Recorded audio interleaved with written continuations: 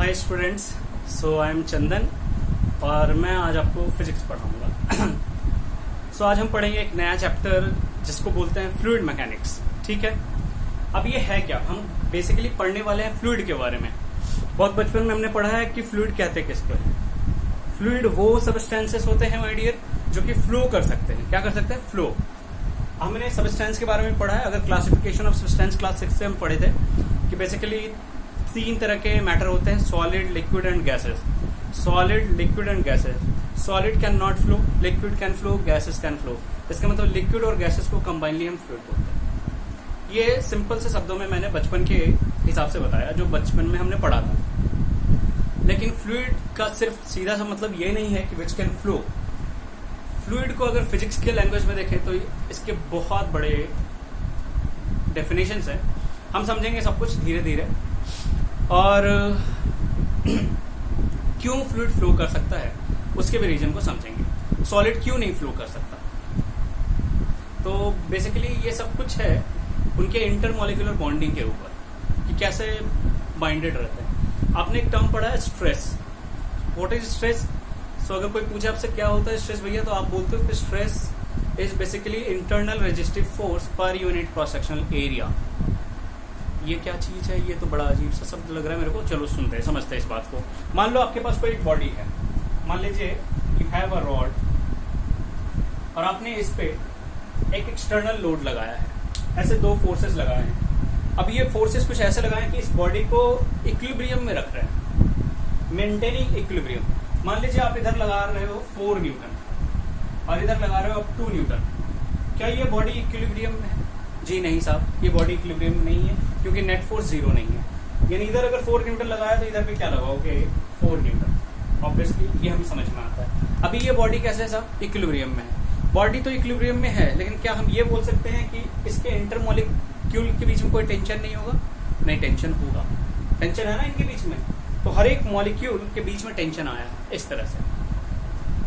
अब ये टेंशन आया तो मॉलिक्यूल कभी नहीं चाहेगा कि हम अलग हो जाए, तो वो क्या करेगा? रेजिस्ट करेगा। इस तरह के नेचर वाले फोर्सेस को रेजिस्ट करेगा।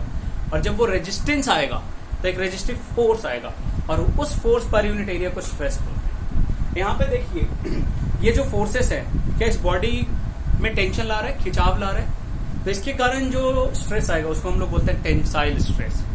अगर यही काम मैं किसी दूसरे रॉड के साथ कुछ ऐसे करूं, कुछ ऐसे माइडियर कि इधर हम लगा दे 2 न्यूटन और इधर भी 2 न्यूटन का फोर्स, लाइक दिस, ऐसे। अब बताओ, टेंशन तो नहीं आया, बॉडी के मॉलिक्यूल्स पास पास आने लगे हैं, लेकिन वो उसको भी रेजिस्ट करेंगे। और जब उसको रेजिस्ट करेंगे तो वो कंप्रेशन, ये क्या कर रहा है? कंप्रेस कर रहा है। हाँ, तो इस तरह के स्ट्रेसेस को बोलते हैं कंप्रेसिव स्ट्रेस। ये है टेंसाइल, ये कंप्रेसिव। एक और स्ट्रेस होता है जिसको हम लोग बोलते हैं टेंजेंशियल स्ट्रेस। वो क्या होता है उसको समझते हैं, उसके बाद हम फ्लूइड के डिटेल्ड डेफिनेशंस पे जाएंगे। आइए, तो हम समझने वाले हैं अभी टेंसाइल स्ट्रेस और टेंजेंशियल स्ट्रेस और शियर स्ट्रेस। आप समझने की कोशिश करो। मान लो आपके पास एक बॉडी है, ऐसा ये बॉडी है और आप इस पे फोर्स लगा रहे हो कुछ ऐसा, ऐसे आप फोर्स लगा रहे हो इक्वल एंड अपोजिट। मान लो ये 2 न्यूटन एंड ये भी 2 न्यूटन। होगा क्या भैया? अगर ये सॉलिड बॉडी है, if the body is solid, समझना। मान लो ये बुक दिख रहा है आपको, दिखा? जी हाँ, इस पे मैं लगाने जा रहा हूं टेंजेंशियल स्ट्रेस, मतलब टेंजेंशियल फोर्स मैं अप्लाई करूंगा, ये स्ट्रेस डेवलप करेगा ऐसे। Can you see it? क्या हो रहा है? क्या बॉडी डिफॉर्म कर रहा है? हाँ, डिफॉर्म कर रहा है। हालांकि ये सॉलिड है, एकदम प्योर सॉलिड नहीं है क्योंकि देखो इसके फेजेस अलग अलग है। लेकिन अगर होगा तो ये मैं इसने इसलिए बुक को लिया है ताकि आपको डिफॉर्मेशन दिख सके। रियल में सॉलिड बॉडी ले लूं तो वो दिखेगा भी नहीं डिफॉर्मेशन। ठीक है, तो बेसिकली क्या होगा, ये बॉडी में शेयरिंग आएगा, ये बॉडी डिफॉर्म होगा और डिफॉर्म होके कुछ ऐसे शेप लेगा। After deformation the body will look like this. इसको बोलते हैं, इसमें शेयरिंग स्ट्रेन आ गया। तो इस तरह के जो स्ट्रेस होते हैं इसको बोलते हैं शियर स्ट्रेस। ये सॉलिड बॉडी इसको अच्छे से रेजिस्ट कर सकता है, इस तरह के टेंजेंशियल फोर्सेस को रेजिस्ट कर सकता है। लेकिन अगर यही लिक्विड होता माय डियर तो क्या होता? अगर ये लिक्विड होता तो ऑब्वियसली जैसे ही आप फोर्स लगाते क्या वो बहने लगता? जी हाँ, क्या वो फ्लूइड बहने लगता? हाँ जी, बहने लगता। अच्छा, इसका मतलब फ्लूइड का मतलब है कि वो ऐसा सबस्टेंस है जो कि टेंजेंशियल फोर्सेस को सस्टेन नहीं कर सकता, रेजिस्ट नहीं कर सकता, यानी शियर स्ट्रेस नहीं डेवलप कर सकता, इसलिए वो फ्लो करता है। क्या बात आपको थोड़ा थोड़ा समझ में आया? पहले मैंने बोला कि फ्लूइड क्या है? Fluid which can flow. Why it can flow? Because it can not sustain any shear stress. Understood और not? So please take out your notes and pens. आप कोई मूवी नहीं देख रहे हो, आपको पढ़ना है। सो पढ़ते टाइम कलम और कॉपी लेके बैठना होता है माय डियर। आप बस बैठ के यूट्यूब लेके जल्दी निकालो और लिखो व्हाट इज फ्लूइड। ठीक है, आइए। सो आप लिखेंगे, पॉज करो वीडियो और जल्दी कलम कॉपी निकालो और लिखना my dear what is fluid. So heading डालो फ्लूइड और लिखो the substance which can flow is known as fluid. Next point में लिखो fluid cannot sustain any shear stress. Why it flows? इसका ये point है कि fluid cannot sustain any shear stress, hence it flows. Next point में लिखो liquid and gases both are fluids. Liquid and gases both are fluids. आइए थोड़ा और कहानी को आगे बढ़ाया जाए। अब देखो हमारे पास दो फ्लूइड है, एक तो लिक्विड है, एक गैस है। दोनों में डिफरेंस क्या है आओ समझते हैं। बेसिकली इस चैप्टर में हम जो बातें करेंगे फ्लूइड मैकेनिक्स की करेंगे। पहले फ्लूइड तो समझ लें, फिर उसके मैकेनिक्स पे जाएंगे। ओके, सो हम बता रहे हैं लिक्विड और गैसेस दोनों में डिफरेंस है माय डियर। क्या डिफरेंस है? लिक्विड को बेसिकली इनकम्प्रेसिबल फ्लूइड बोला जाता है और गैसेस को बोला जाता है कंप्रेसिबल फ्लूइड। क्या बोला मैंने दो टर्म लिए, दो नाम लिया मैंने। Number 1 is incompressible and number 2 is compressible. होता क्या भैया ये सुनना, इनकम्प्रेसिबल वो फ्लूइड्स हैं, इनकम्प्रेसिबल वो फ्लूइड्स हैं जिनको आप कंप्रेस नहीं कर सकते। कंप्रेस नहीं कर सकते इसका मतलब क्या? मतलब आप प्रेशर जब लगाओगे तो वो किसी भी तरह का कंप्रेशन शो नहीं करेगा, मतलब डेंसिटी में चेंज नहीं आएगा। एक टर्म मैं बता रहा हूँ डेंसिटी, बाद में इस पर थोड़ा डिटेल चर्चा करूंगा, हालांकि आपको कुछ न कुछ तो आइडिया होगा। सो डेंसिटी में चेंज नहीं आ सकता। मतलब अगर मान लो हमारे पास एक पिस्टन सिलेंडर अरेंजमेंट हो, उसमें गैस रख दो, gas is also fluid. Gas अगर रख दोगे तो गैस को आप कंप्रेस कर सकते हो। जैसे गैस को कंप्रेस किया, क्या वॉल्यूम चेंज हो गया my dear? Yes, volume change हो गया, यानी डेंसिटी भी चेंज हो गया। क्या मास चेंज हुआ है? नहीं। आपने पढ़ा होगा ना डेंसिटी क्या होता है? Density equals to mass by volume. अभी इतना ही जानते हैं, बाद में इसके बारे में और चर्चा करेंगे। तो वॉल्यूम चेंज हो गया, मास चेंज नहीं हुआ, मतलब डेंसिटी चेंज हो गया। सही है ना? हाँ। तो गैसेस को आप कंप्रेस कर सकते हो easily. That's why those kind of fluid are known as compressible. उनको हम बोलते हैं कंप्रेसिबल फ्लूइड। लेकिन लिक्विड के केस में आप ऐसा नहीं कर सकते। You can't do it this. आप एक कंटेनर ले लो और सिलेंडर ले लो, उसमें पिस्टन लगा दो और उसमें वाटर रख दो, उसको कंप्रेस करने की कोशिश करो। You can't do this. मतलब आप इसके डेंसिटी में चेंज नहीं कर सकते, इसके डेंसिटी में चेंज, मतलब गैसेस के डेंसिटी को चेंज कर सकते हो by applying pressure. And incompressible मतलब बाय अप्लाइंग प्रेशर आप चेंज नहीं कर सकते इनकम्प्रेसिबल फ्लूइड की डेंसिटी को। क्या बात समझ में आया? पक्का? तो लिखते हैं इस बात को, लिख लो इनकम्प्रेसिबल फ्लूइड। लिखो fluid whose density varies, whose density varies on applying pressure. Sorry, incompressible लिख रहा। Fluid whose density does not vary, does not vary on applying pressure. और इसके एग्जाम्पल क्या है? Liquid. Liquids are incompressible. Compressible खुद से लिखो, लिखिए my dear, fluid whose density varies on applying pressure. और इसके एग्जाम्पल क्या है? गैसेस।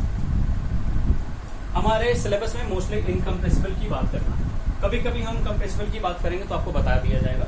लेकिन मोस्टली हम किसके बारे में पढ़ेंगे, इनकम्प्रेसिबल के बारे में, मतलब लिक्विड के बारे में पढ़ने वाले हैं। अब लिक्विड के बारे में पढ़ने वाले, बहुत बढ़िया, बहुत खूब, बात समझ में। तो कौन से लिक्विड के बारे में पढ़ेंगे, हर तरह के लिक्विड के बारे में पढ़ेंगे, लेकिन मोस्टली अवेलेबल कौन सा लिक्विड होता है हमारे जनरली लाइफ में, हमारे लाइफ में जनरली अवेलेबल होता है वाटर, इसको हम लोग, तो इसलिए इस चैप्टर को फ्लूइड मैकेनिक्स या हाइड्रो मैकेनिक्स भी बोलते हैं। अंडरस्टूड। अब इसमें कैसे क्लासिफिकेशन किया गया, कैसे पढ़ना है वो देखते हैं, आइए प्लीज।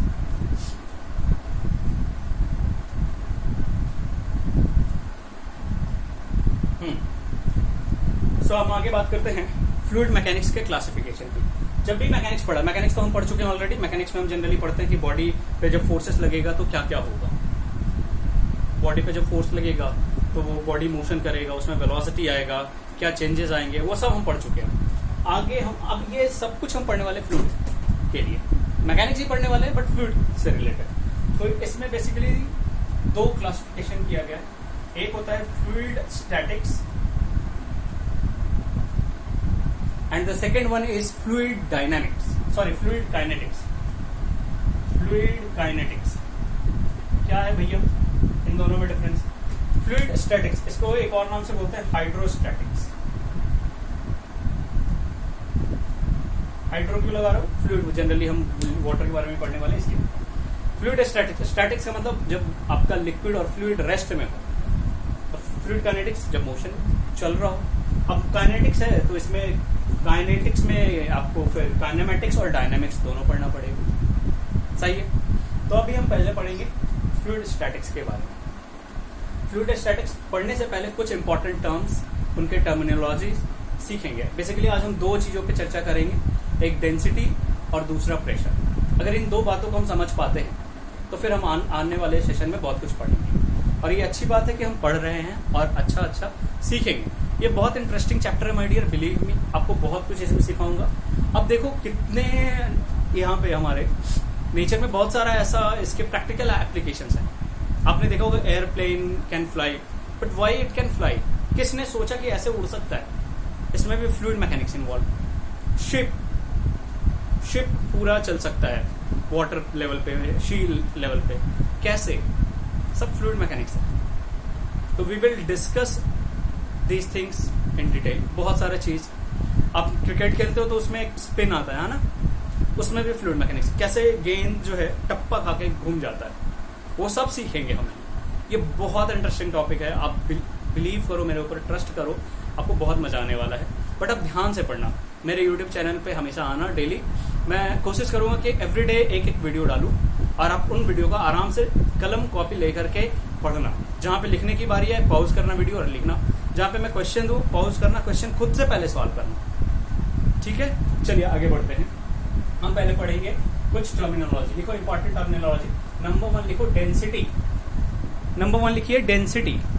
डेंसिटी क्या होता है, इसको रो से डिफाइन करते हैं। ऑलरेडी वी हैव स्टडीड कि डेंसिटी मास बाय वॉल्यूम, बचपन से पढ़ते आ रहे हैं। This is nothing but mass per unit volume. बहुत ज्यादा डेफिनेशन नहीं लिखाऊंगा इसमें। So rho equals to m by v। मेरे नोटेशंस आपको क्लियर होने चाहिए। जब मैं कैपिटल V लिखता हूं तो जनरली ये वॉल्यूम होता है, और स्मॉल v लिखता हूं तो स्पीड और वेलोसिटी होता है। अब देखिए इस डेंसिटी का यूनिट क्या होगा, यूनिट पे खासा ध्यान दें, बहुत अच्छा चीज है। अगर मास का यूनिट क्या होता है मेरी, केजी, और वॉल्यूम का मीटर क्यूब। मैं एसआई की बात कर रहा हूँ, तो इसके एसआई यूनिट जो हो गए वो हो गया केजी पर मीटर क्यूब। क्या और भी यूनिट हो सकता है सर? जी हाँ, और भी हो सकता है। क्या सीजीएस यूनिट क्या होता है? सीजीएस यूनिट मास का ग्राम एंड वॉल्यूम का सेंटीमीटर क्यूब। सही है, ठीक है साहब, बहुत बढ़िया, बहुत गुड। केजी पर मीटर क्यूब, ग्राम पर सेंटीमीटर क्यूब। वॉल्यूम का एक और बहुत प्रैक्टिकल यूनिट है जिसको आप हमेशा लाइफ में यूज करते हो, वो है लीटर। लीटर, आप जब भी कुछ भी खरीदने जाते हो आप बोलते हो भैया 1 केजी दूध, 1 लीटर दूध दे दो, KG, sorry, I am sorry. Volume जब भी आप मतलब किसी भी लिक्विड का वॉल्यूम मेजर करते हो तो लीटर, मिलीलीटर, एमएल इसमें करते हो। तो पहले हम लीटर को समझते हैं, ये कैसे आया। हम मीटर क्यूब समझ गए, सेंटीमीटर क्यूब की समझ गए, क्योंकि वॉल्यूम का मतलब होता है क्यूब ऑफ डायमेंशन। तो मीटर का क्यूब हो गया, सेंटीमीटर का क्यूब हो गया। आगे बढ़ते हैं, लीटर कहाँ से आया भैया, लीटर कहाँ से आया? अब देखो थोड़ा डायमेंशंस की यूनिट की बात करते हैं, लेंथ की यूनिट की बात करते हैं, फिर हम वॉल्यूम की यूनिट की बात करेंगे। आप इसको चाहो तो पॉज करके लिख लेना, मैं इसको मिटाऊंगा फिर आगे बढ़ूंगा, ठीक है।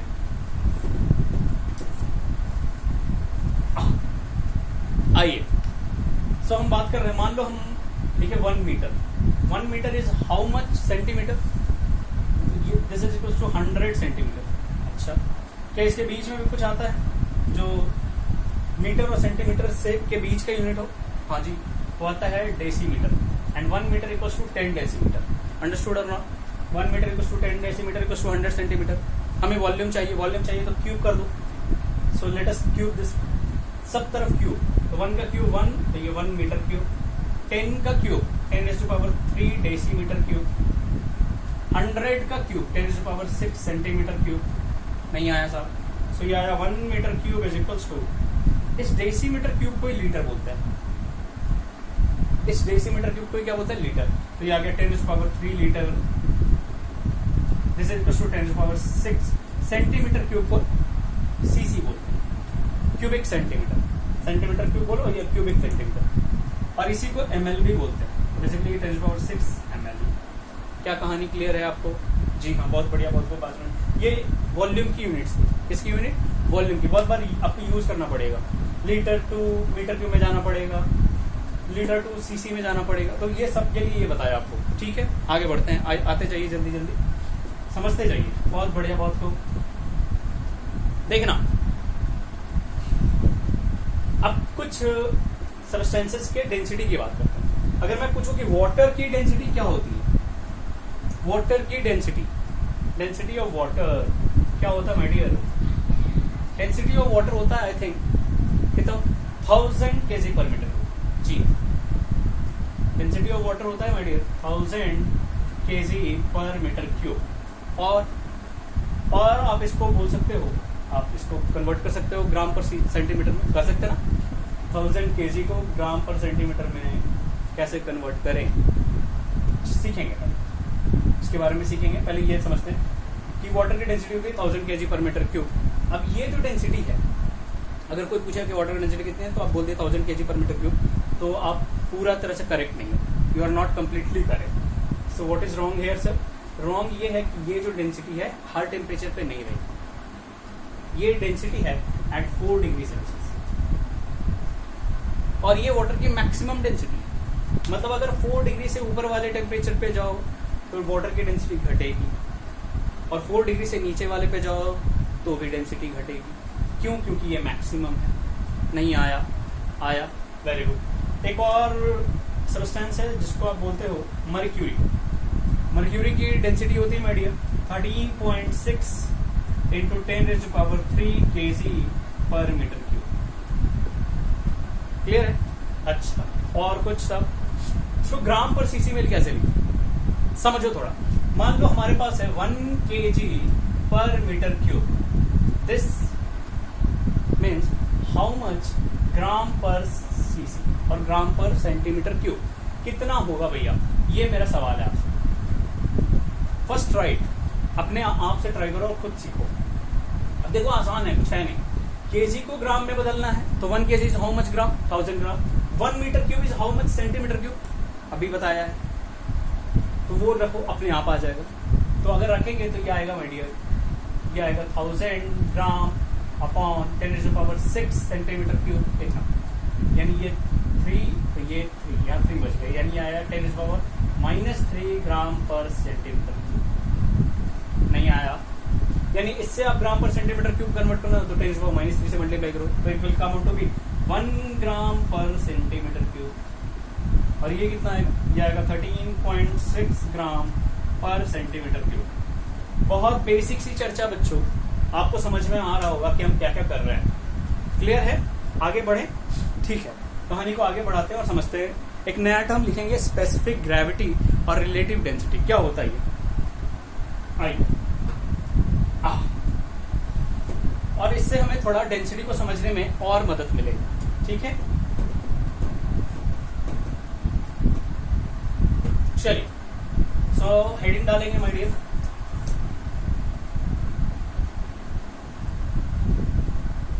स्पेसिफिक ग्रेविटी और रिलेटिव डेंसिटी। एक ही नाम है, एक ही टर्मिनोलॉजी है, उनके दो नाम, या तो उसको स्पेसिफिक ग्रेविटी बोलते हैं या रिलेटिव डेंसिटी। नाम से पता चल रहा है ये डेंसिटी है किसी के रिलेटिव में। ओके, यानी किसी भी सब्सटेंस का हम डेंसिटी चाहते हैं किसी के रिलेशन में। नहीं समझ में आया? समझ में आ जाए। मान लो इसको जनरली एस से डिनोट करते हैं। एस होता क्या?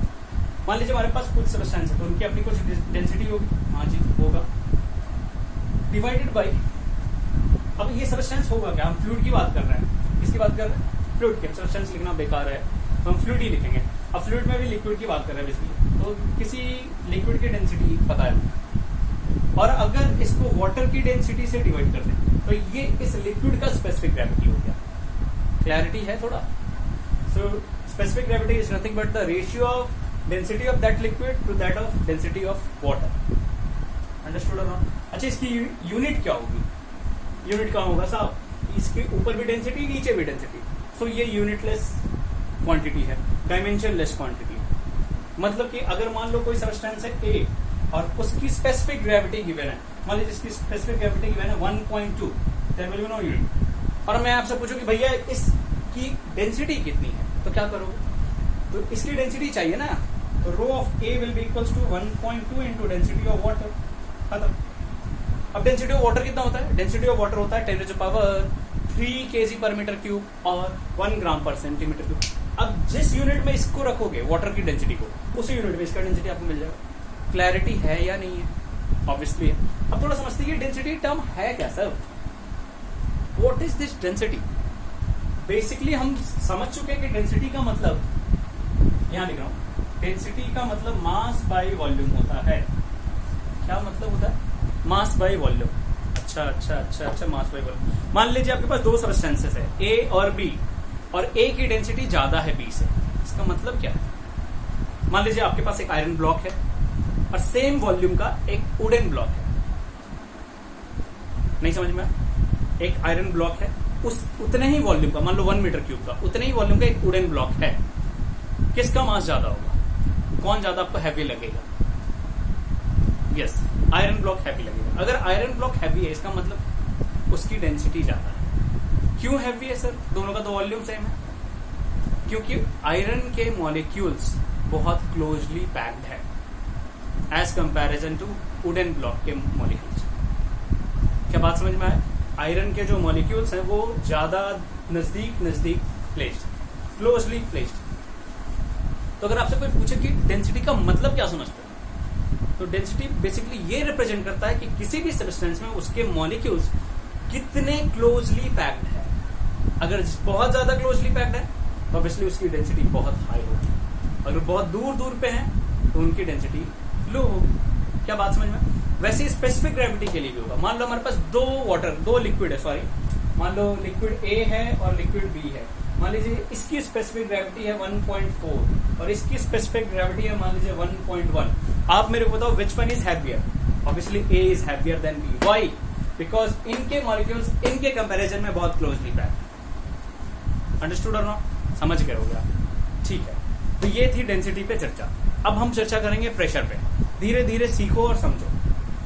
कोई आपसे अगर पूछे कि what do you mean by density, तो आप सीधा से ये नहीं बोलना कि density means mass by volume.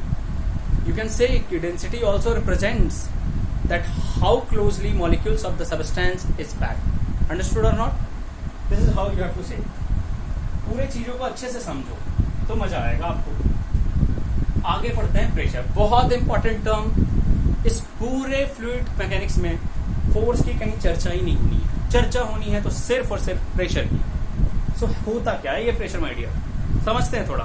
बचपन से ही पढ़ रखा है हमने, बहुत बार पढ़ा है। आओ पहले बेसिक चर्चा करेंगे, फिर प्रेशर की चर्चा फ्लूइड से रिलेटेड करेंगे।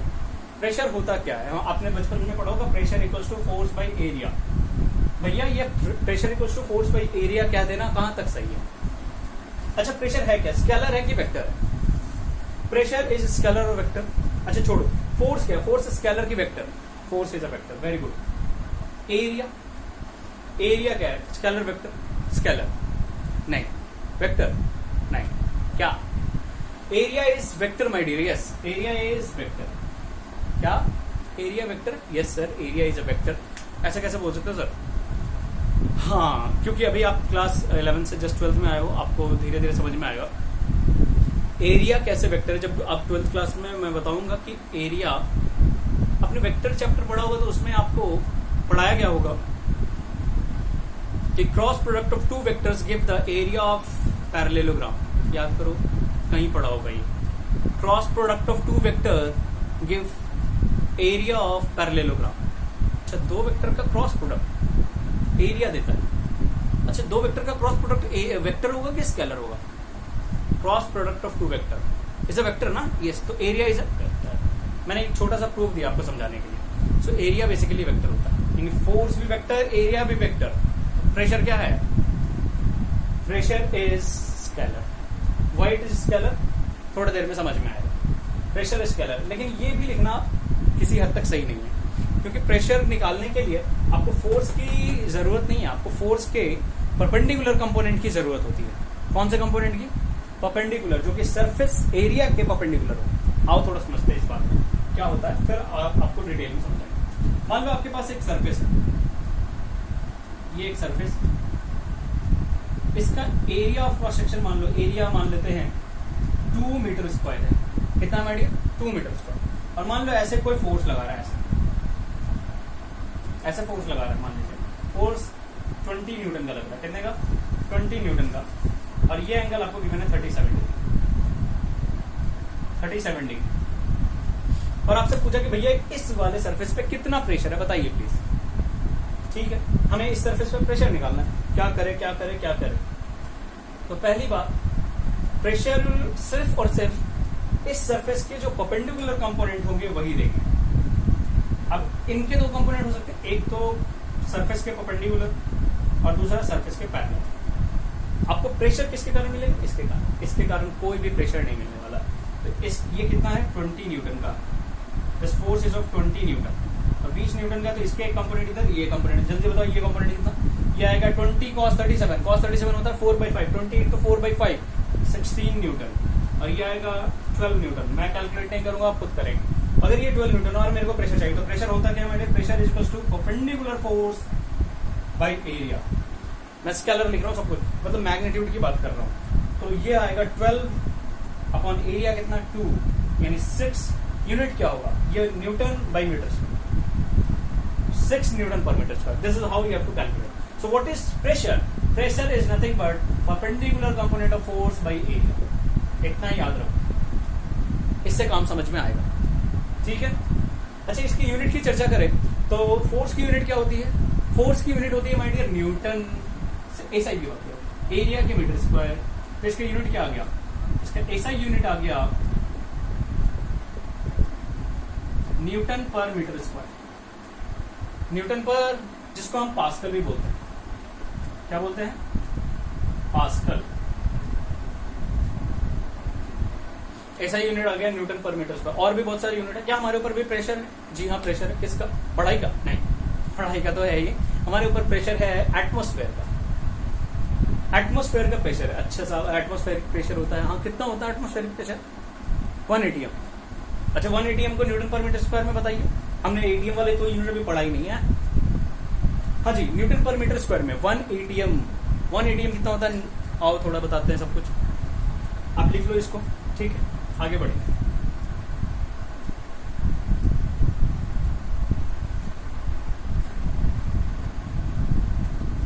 हम बात कर रहे हैं 1 atm प्रेशर की। तो ये आता है 1.01 into 10⁵ into 10⁵ Newton per metre square और पास्कल, जो बोलना है बोल। एक और यूनिट होती है बार। सो 1 bar is how much pascal? ये आता है माय डियर 10⁵ पास्कल। इसका मतलब ये कितना हो गया? ये हो गया 1.01 बार। क्या याद समझ में आया? बहुत बढ़िया। अगर समझ में आया तो बहुत खूब, अच्छा है। और भी बहुत सारे यूनिट होते हैं, जैसे centimetre of Hg, mm of Hg, torr, वो सब बाद में पढ़ेंगे। ठीक है, जैसे जैसे हम समझते जाएंगे चीजों को, पढ़ते जाएंगे। अभी आप बस लिखते चलो। अब एक पॉइंट पे हम ये समझना चाहते हैं कि ये फ्लूइड में कैसे लगता है। अभी तो हमने बस समझा है प्रेशर होता क्या है, फ्लूइड में प्रेशर कैसे आता है। आओ थोड़ा इस बात को समझो। मान लो हमारे पास एक कंटेनर है, कंटेनर में फ्लूइड रखा हुआ है, मान लीजिए वाटर है। आप मेरे को बताओ, क्या ये फ्लूइड इस कंटेनर के वॉल पे प्रेशर एक्सर्ट करेगा? प्रेशर मतलब प्रेशर मतलब परपेंडिकुलर फोर्स बाय एरिया। क्या इस फ्लूइड के कारण इस वाले सरफेस पे फोर्स लग रहा है? हाँ लग रहा है। नॉर्मल लग रहा होगा ना, इसके वेट के कारण। जी हाँ लग रहा होगा। तो इसके कारण लग रहा है सर। अच्छा अगर लग रहा होगा तो कैसा प्रेशर होगा? प्रेशर ऑब्वियसली डाउनवर्ड प्रेशर होगा इस तरह से। और सरफेस के कैसे होगा? परपेंडिकुलर। क्या इधर लग रहा होगा सब? हाँ जी लग रहा होगा। कैसा लग रहा होगा? तो ऐसे लग रहा होगा। ये देखो सरफेस के परपेंडिकुलर ऑलवेज फोर्स लगता है। इधर वाले सरफेस, ये भी देखिए साहब, सरफेस के परपेंडिकुलर फोर्स लगेगा। अच्छा अच्छा, यानी प्रेशर जो है हमेशा सरफेस के परपेंडिकुलर एक्ट होता है और साथ ही साथ सरफेस को प्रेस करता है। प्रेशर प्रेसिंग नेचर होता है इसका, कंप्रेसिव नेचर होता है। तो इसके डायरेक्शन को अलग से डिफाइन करने की जरूरत नहीं है, ये ऑलरेडी अंडरस्टूड है कि कहीं प्रेशर है तो उस सरफेस पे कंप्रेसिव नेचर का और परपेंडिकुलर होगा। तो क्यों इसको वेक्टर बोलना? That's why pressure is a scalar quantity. I hope you must get it. आगे बढ़े, ठीक। तो प्रेशर हमेशा क्या कंप्रेसिव नेचर का होता है कि टेंसाइल भी हो सकता है? प्रेशर हमेशा कंप्रेसिव नेचर का होगा सरफेस के ऊपर। किसके ऊपर? सरफेस के ऊपर। एक बच्चा है मेरे पास, बड़ा अच्छा सा डाउट लेके, मैं चाहता हूं कि आपको बताऊं वो डाउट क्या था। उसका डाउट आइए सुनिए, बहुत प्यारा सा डाउट, आपको अच्छा लगेगा। उसने बोला कि सर आप बोल रहे हो कि प्रेशर हमेशा कंप्रेसिबल नेचर का होता है, कंप्रेस करता है, कंप्रेसिव नेचर का होता है, बट मेरे हिसाब से सर कभी कभी ये एक्सपेंशन भी शो करता है। बोले क्या? बोले yes sir, expand, it shows expansion. हम बोले हाउ? बोले sir I have an example and I want to show that one. बोले ठीक है बेटा दिखाओ। तो उसने बोला कि सर अगर मेरे पास मान लीजिए एक बलून है, क्या है? बलून, कुछ इस तरह से बलून उसने ड्रॉ किया बोर्ड पे। बोला सर इस बलून के अंदर हमने वाटर फिल्ड अप कर दिया। अच्छा भैया, बड़ा यूनिक सा आइडिया है उसका, आओ मजा आएगा आपको। फिर बोला कि सर आप प्लीज इसके प्रेशर दिखा सकते हैं फ्लूइड के कारण लगने वाले बलून के सरफेस पे? हम बोले ऑब्वियस, देखो कुछ नहीं होता है, ये सरफेस के परपेंडिकुलर होगा और सरफेस को हमेशा प्रेस करेगा। देखो नहीं आया। बोला यस सर, आ तो रहा है। लेकिन सर मेरा डाउट ये है कि आप बोल रहे हो ये हमेशा कंप्रेसिव नेचर का होता है, लेकिन आप देखें ये फ्लूइड के कारण, फ्लूइड के प्रेशर में क्या बलून एक्सपैंड नहीं होना चाहेगा? बोले वेरी गुड, एक्सपैंड होना चाहेगा, बट इससे मतलब नहीं है। आपका बलून भले एक्सपैंड होना चाह रहा है बट नेचर चेंज नहीं हुआ है उसके डायरेक्शन में, प्रेशर के। तो इसलिए प्रेशर के लिए कोई अलग से डायरेक्शन डिफाइन नहीं करेंगे। अंडरस्टूड ना?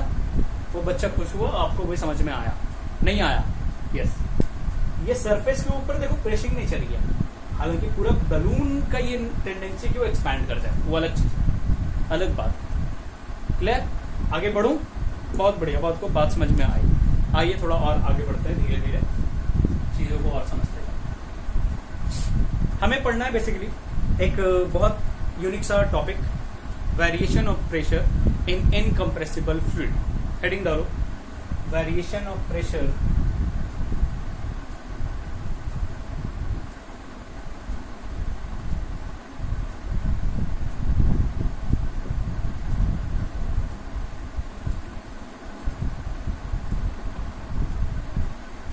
जैसे मैं बोल रहा हूं incompressible fluid, what it does mean?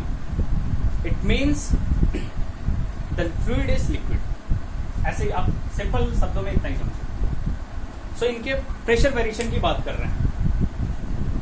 अब प्रेशर वेरिएशन फ्लूइड में कैसे कैसे हो सकता है? हो सकता है वर्टिकली हो सकता है हॉरिजॉन्टली हो। तो हम सब हर एक बात पे चर्चा करेंगे। पहले हम बात करते हैं एक फ्लूइड के हॉरिजॉन्टल डायरेक्शन में कैसे प्रेशर का वेरिएशन है, हॉरिजॉन्टल। और हम पढ़ रहे हैं fluid statics, we are studying fluid static, मतलब हमारा फ्लूइड रेस्ट में होगा, उसमें प्रेशर का वेरिएशन हॉरिजॉन्टल डायरेक्शन में कैसे होगा। अंडरस्टूड ना? चलिए, सो मान लीजिए आपके पास एक कंटेनर है जिसमें फ्लूइड है।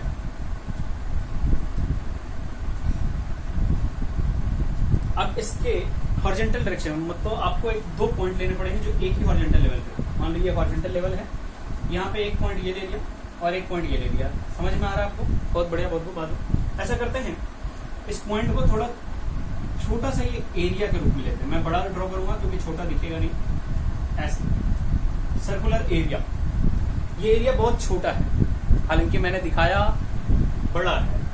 ये पॉइंट है बेसिकली, और इसको अगर ज्वाइन करो तो एक सिलेंडर बनता हुआ दिख रहा है आपको। अब ये कोई सिलिंड्रिकल ब्लॉक नहीं डाला है मैंने, पहली बात तो ये समझो। ये इसी फ्लूइड का एक पार्ट है जो ऐसे नहीं चलता। हमने इसको कंसीडर किया ताकि हम प्रेशर के वेरिएशन को देख सके हॉरिजॉन्टल डायरेक्शन।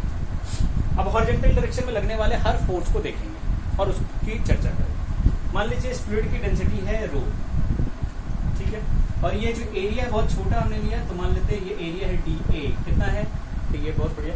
इसका लेंथ हम मान लेते हैं L है, कोई दिक्कत नहीं है साहब, बहुत बढ़िया बहुत। अब इन पे हम लगने वाले प्रेशर की चर्चा करते हैं। मान लेते हैं कि यहाँ पे जो प्रेशर लग रहा है वो है P1 और यहाँ जो लग रहा है वो है P2। ऐसे चर्चा कर ले आसानी से। और अगर नहीं समझ में आया तो थोड़ा और आसान बनाता हूँ। थोड़ा मान लो यहाँ प्रेशर P मान लेते हैं और यहाँ मान लेते हैं P प्लस DP, मतलब यहाँ प्रेशर P है और यहाँ कितना है, P प्लस DP है, मतलब यहाँ कुछ ज्यादा है। अब DP डिपेंड करता है, DP अगर पॉजिटिव आया तो ये ज्यादा है और DP अगर नेगेटिव आया तो ये इससे कम हो गया, है ना। बहुत बढ़िया। तो आइए इन बातों को देखते हैं, समझते हैं। और कोई हॉरिजॉन्टल डायरेक्शन में फोर्स लगा सकता है क्या? नहीं लगा सकता। इन्हीं प्रेशर के कारण फोर्स आएगा। तो इधर फोर्स कितना आएगा, P into area. What is area, DA। इधर कितना आएगा, P plus DP into area. अब ये इक्विलिब्रियम में है हमारा सिस्टम। ये जो आपका फ्लूइड ही है, फ्लूइड का ही पार्ट है, ये इक्विलिब्रियम में है। सो फॉर इक्विलिब्रियम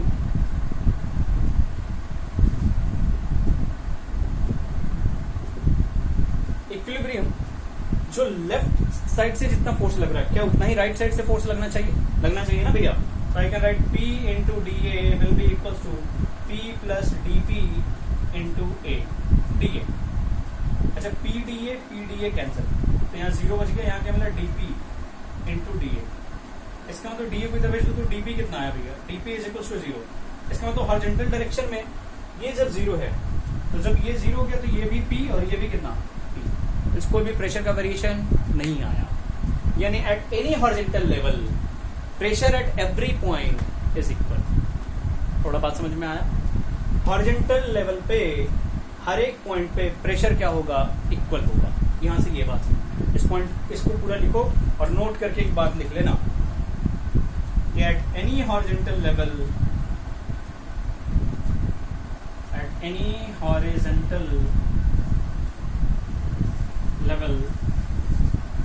pressure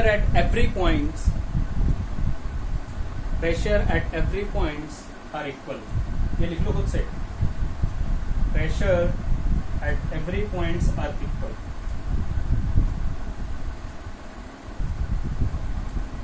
बहुत बढ़िया। अब हम इसके देखेंगे वर्टिकल डायरेक्शन में क्या वेरिएशन है, तो वो देखेंगे हम नेक्स्ट सेशन में। आज का वीडियो बहुत लंबा हो जाएगा अदरवाइज, और आप पढ़ते रहो इसी तरह से। मैं डेली वीडियो डालूंगा। Thank you for today, very good.